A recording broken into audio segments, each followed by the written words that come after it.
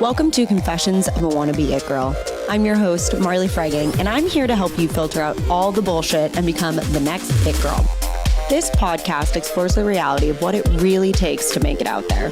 As it turns out, it is way less Instagrammable than I thought it was going to be.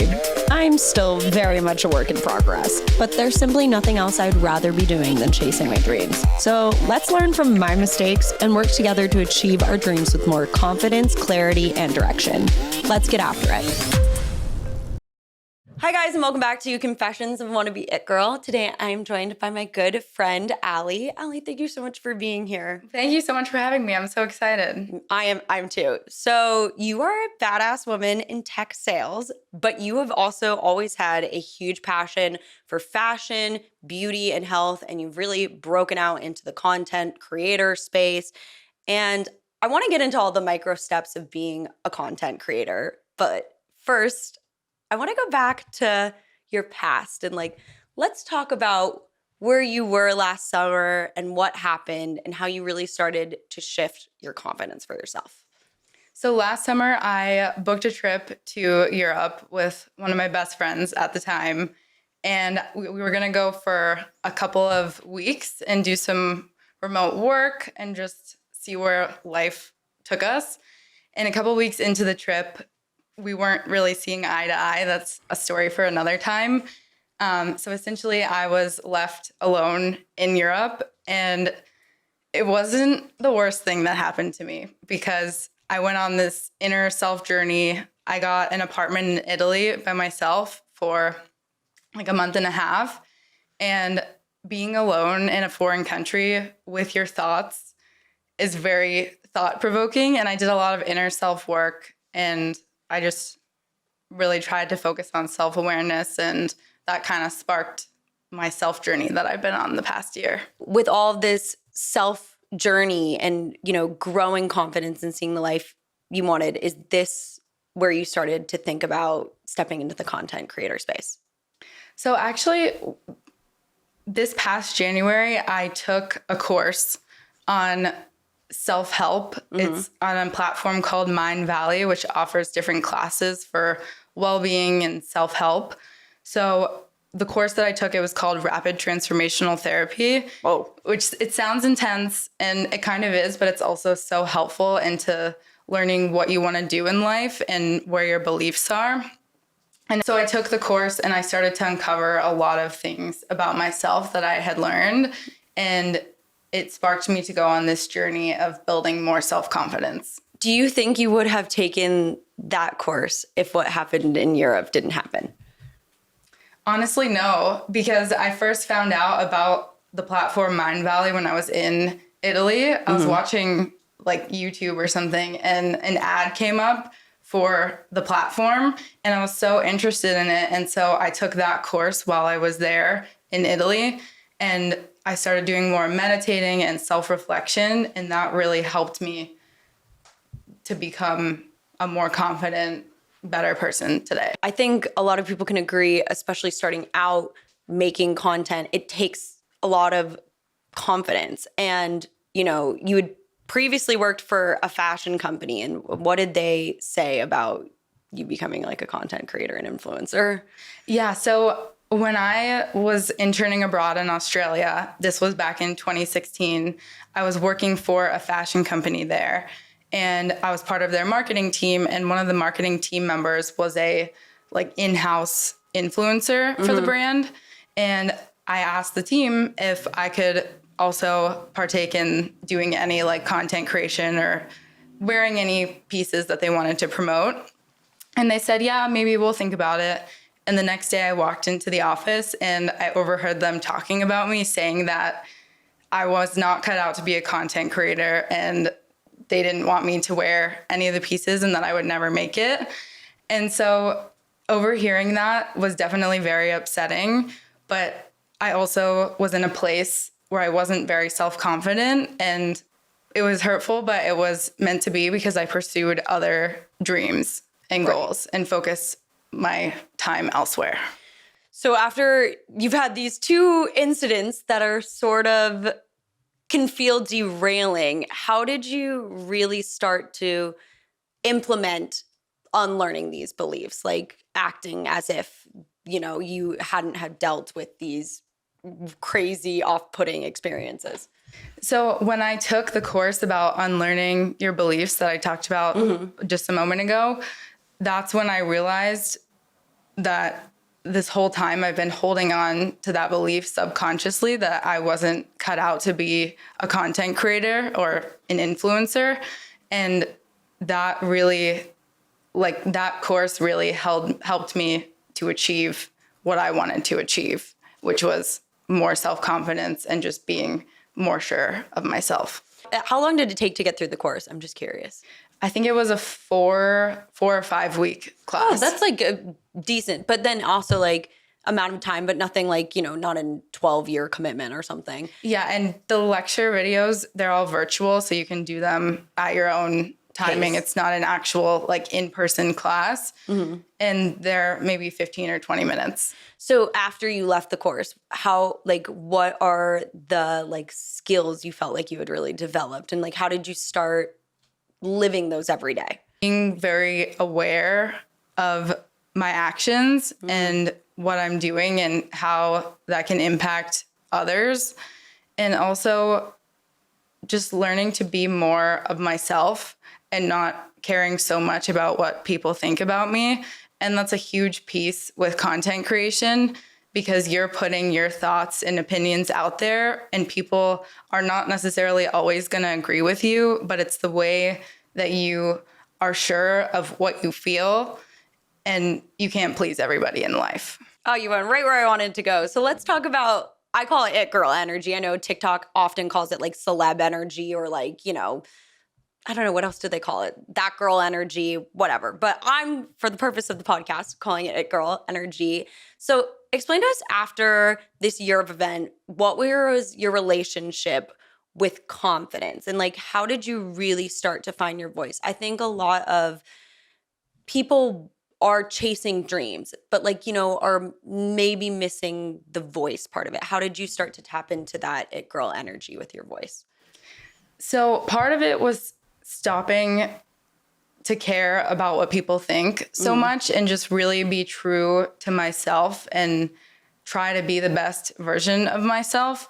And with the it girl celebrity energy, I think for me, that was just a reflection of what I was trying to be, which was a better version of me that people want to be around. And that's why they call it celebrity energy, because people want to be around other people who are sure of themselves and confident and just can make a decision. Yeah, I totally agree with that. Did you ever struggle with self-talk? Because I definitely did. I would always say things like, oh, I'm not good at that. Or oh, I'm not good enough yet. Or things like that. And I found more and more, and even in the past year for myself, that is the most important thing for me to change. Because if I don't believe it, why would you or anyone else believe that I could do it? And even since I've had the tiniest shifts of just saying oh, I'm a podcaster, or this is so silly, but I wake up every morning and I say this mantra, I'm a successful working actor and podcaster who makes money off of her creativity. And even saying that every day when I speak to other people now, I feel more confident in it. But I also think people see that I'm more confident in it. Did you experience anything like that? Yeah, definitely. And with the celebrity energy, when I started telling myself I'm so lovable, I feel like other people started to love me more, if that makes sense. No, totally. And that's another thing that I picked up from taking the class is that what you tell yourself is what you believe and what you are. And what other people then will internally believe about you, which I think reinforces you to believe it more. Which is shooting yourself in the foot. On the episode with you and Shira a couple of weeks ago, I know you talked about self-criticism and that voice in your head.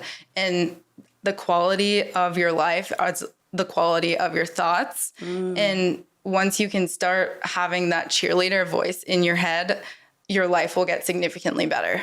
Oh no, I totally agree with that. I mean, it's not so easy to just like always do it, but I've already tried more and more to just not, it's funny because I have this acting teacher and she always talks about kicking the baby. She's like, don't kick the baby when it's down. Yeah. But you can't because you're reinforcing the bad habit. So why do you think it's so important to have self-worth and self-belief? Is that one of the reasons that helped you start your content career? Absolutely. So if I had taken the content creation path back in 2016 when I was working for that fashion company, I think I would have failed miserably because I wasn't self-confident and I didn't have self-acceptance and self-love and all these things that I've learned today. And I just cared too much about what people thought of me and I cared too much about outcomes. Now, all these years later, after I've learned and grown and worked on myself, I feel like that's all bloomed into me wanting to create content and just really put my thoughts out there into the world and help people become better versions of themselves and just go after your dreams because I never thought I would be where I am today. And when I look back at myself in all of these years, it's just the amount of self-growth is exponential for me, and I want to spread that to others. You said you used to care a lot about the outcome, which I think is so interesting because I think a lot of us care about the outcome. We want to see the label, next to our name on the LinkedIn or, the money that goes with it. What now do you think about instead of the outcome? I just enjoy the moment and I say yes to a lot of opportunities, even if, for example, going to an event, even if I don't think it's going to be the most exciting event, I still say yes. Mm-hmm. And I make the most of the moment. And I try to surround myself with people who are also good energy and positive and try to make the best of a situation, even when it's not that great. And people say that I have lucky girl syndrome, which I know is another big TikTok phrase. We love the lucky girl syndrome, though. And I think that's because I say yes to opportunities. Right. And if people say no because they think an event might not be fun, then you're just sitting in your apartment and nothing's going to happen to you. Yeah. Like one event can happen and you can meet one person there and then that might impact your whole journey. Right. You never know. And also you lose nothing by going, but you lose everything by not going. But, exactly. Or, you could go and nothing changes, or it could, but it could. I have a question for you. How would you define it girl energy? I would define it girl energy by just being okay with yourself. And if you're in a room with one person or you're in a room with 100 people, you have to be okay with just being yourself. Mm-hmm. And being really authentic to who you are and just staying true to yourself. And how do you think you bring it girl energy to your content? The it girl energy in content mm-hmm. is more so about just being sure of what you're saying mm-hmm. and being true to whatever thoughts and information you want to put out there into the world and knowing that not everyone is going to agree with what you have to say, but still being okay with whatever they have to say. Yeah, I totally agree with that because I think, everyone can have a TikTok, everyone can have an Instagram, and everyone can make videos. But, at the end of the day, the people I think we end up loving and listening to information about is also the people about who don't lie really who they are. And so you do have to be so sure of yourself. And when you're not so sure of yourself online, it's a rough place because you're already going to get teared apart, even if you're so sure of yourself.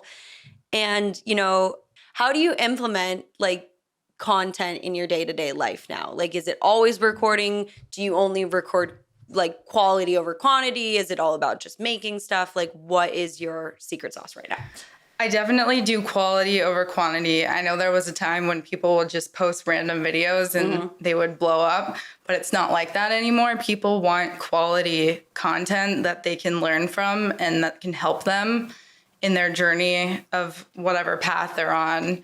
And for me, I take certain days of the week to do all my filming and recording, and then certain days to edit. And then I always make sure to incorporate time for rest, because burnout is real.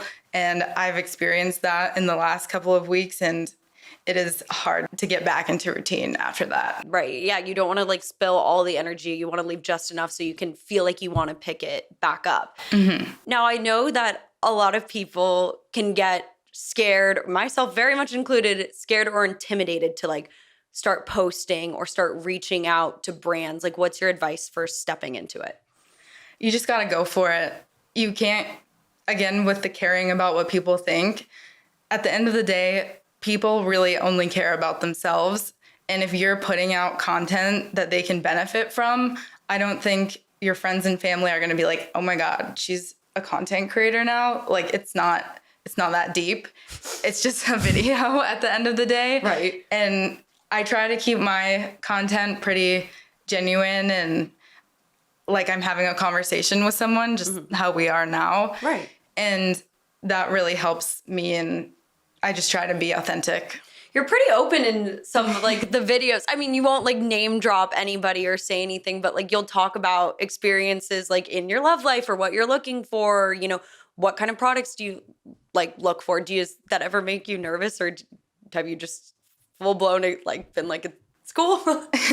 So it's funny that you ask that, because last summer when I was in Italy, I had a couple of boyfriends, and all of my friends in the US were saying, why are you not putting this on TikTok? Like, this would blow up. Like, I'm dying for your updates. And it was pretty exciting. And once this past year, once I was more confident in myself, I realized, what do I have to lose? It's not like these boys are ever going to see the video. And if they do, it's nothing that I wouldn't say to their face anyway. Mm-hmm.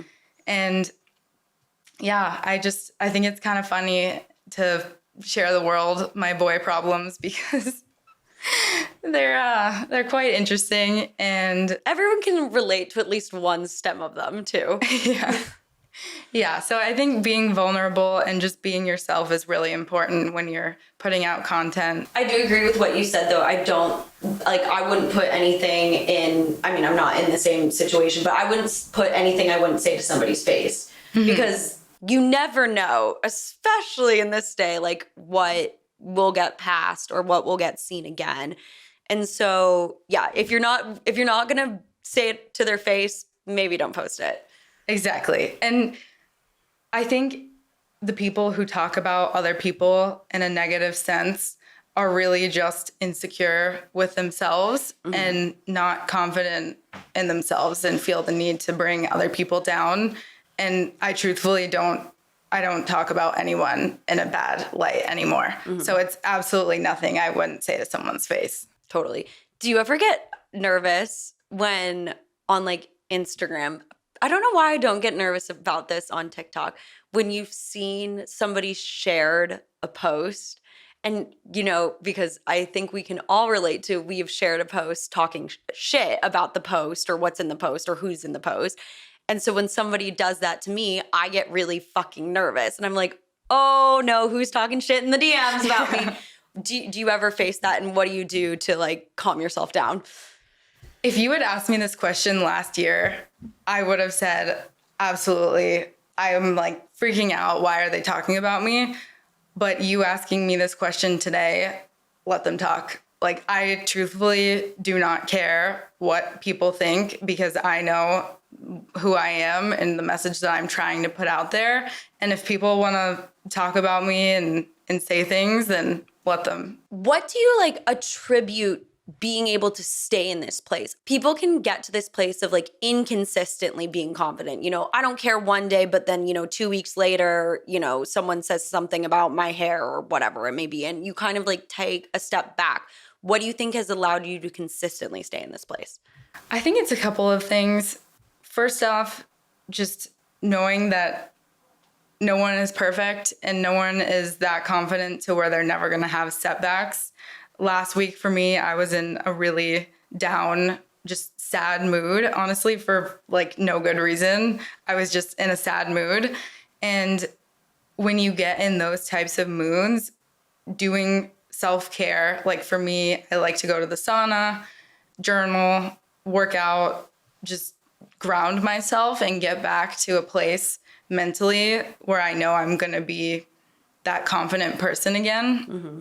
But when you get to a place of not feeling great, you can definitely know that it's okay to feel that way and know that you're going to get back to where you were. Yeah, I'm so about that, about taking time to acknowledge you're off instead of like instantly trying to Band-Aid that you're feeling off and whatnot. Because also if you try to work in that space, I think that's the biggest place to gain burnout. And it's the hardest hole then to dig yourself back into a routine. So if we can lightly stay in a routine somewhat all the times with like some flexibility in it, getting back on the horse after a slight tumble off isn't as hard as falling completely down the hill and off the cliff and all the things. It's easier to get back on the horse. I'm really glad that you said that because that ties into the idea of being authentic. And last week when I wasn't feeling great, I had to put out videos for brands because of deadlines and whatnot. And it felt so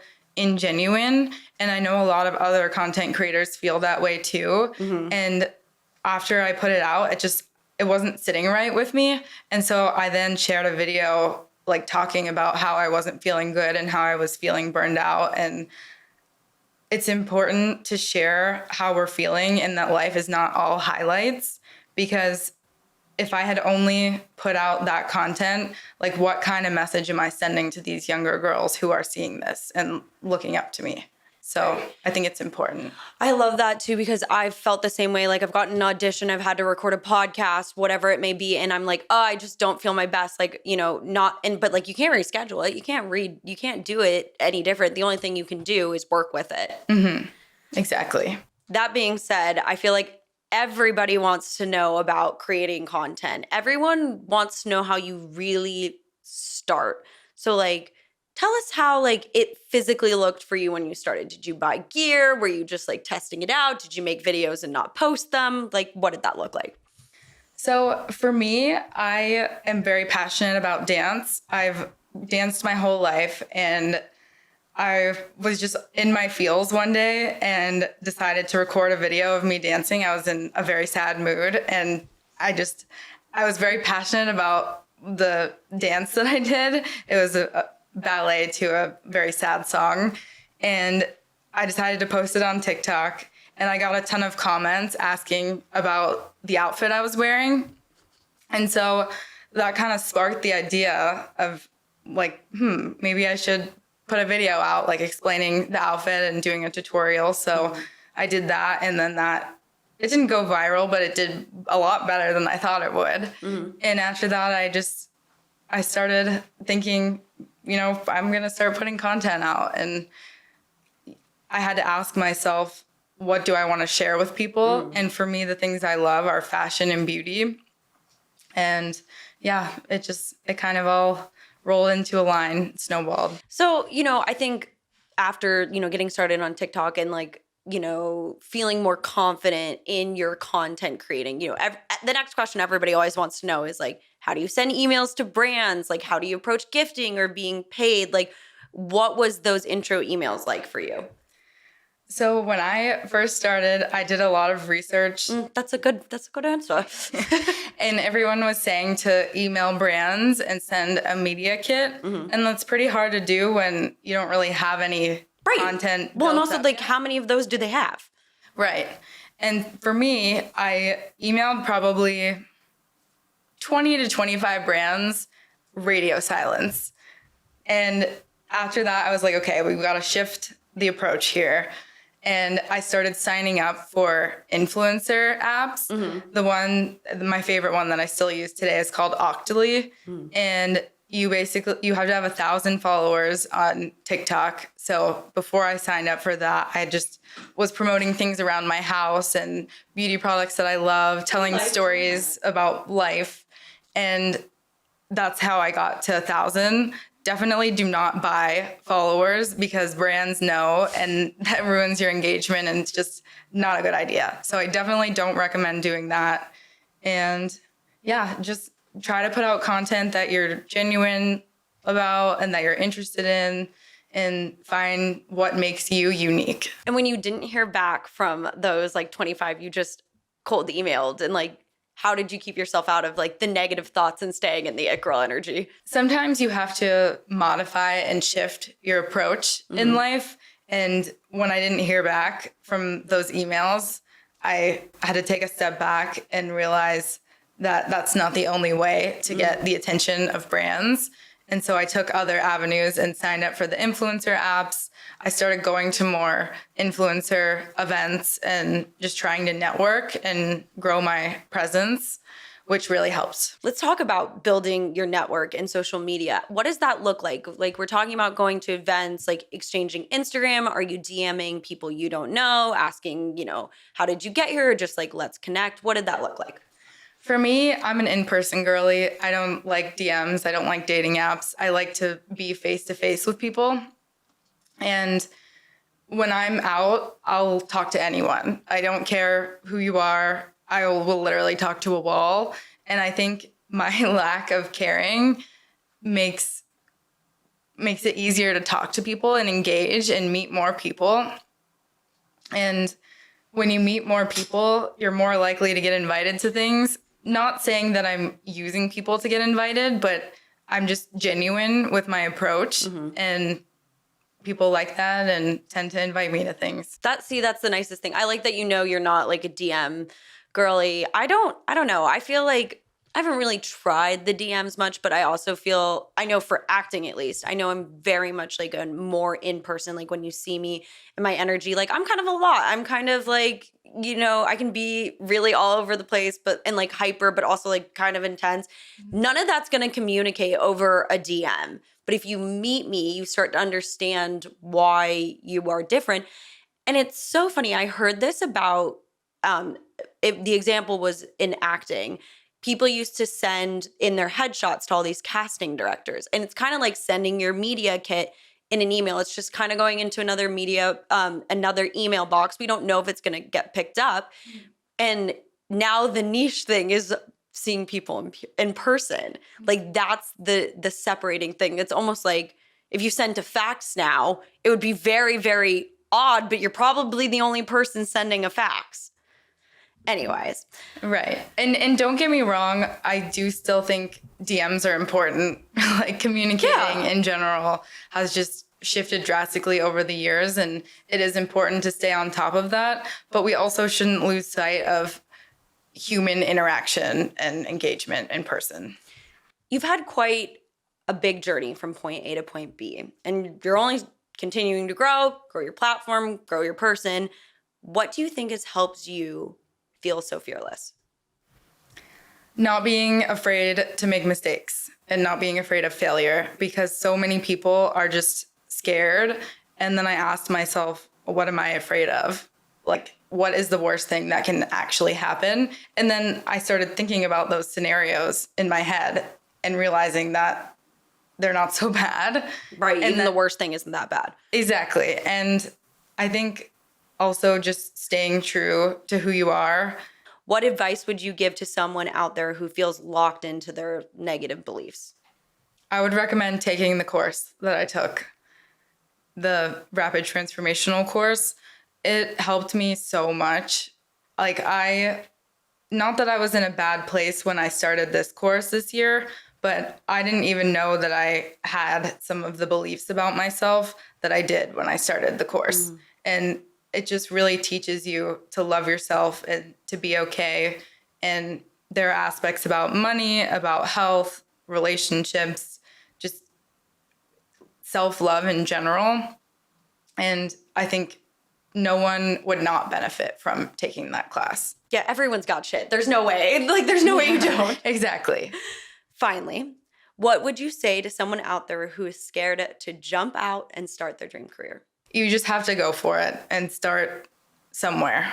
All it takes is maybe doing a little research one day and then putting a feeler out there as to whatever it is your dream is, just taking a step, because that's honestly the hardest part. Also, how can you know if it's your dream if you don't try? Exactly. Because that does happen too. You try things and then you hate it. Yeah. Like that happened to me somewhat recently and I realized I didn't like it. But so you have nothing to lose by trying. Definitely. You always learn something by getting yourself out there, and whatever happens, happens. I think it can't hurt to take a step and take a risk. Anything in life that's worth having comes from taking a risk. I love it. Ali, thank you so much for doing the podcast. Can you please tell everybody where they can find you? Thank you so much for having me. Yeah, you can find me on Instagram. It's Ali_Pilossoph, or on TikTok if you're a girl, preferably, because I do talk a lot about my boys. If you're a boy, only check the Instagram. If you're a girl, you're welcome on all the platforms. Yes. Thank you so much. Love you. Thank you, Marley.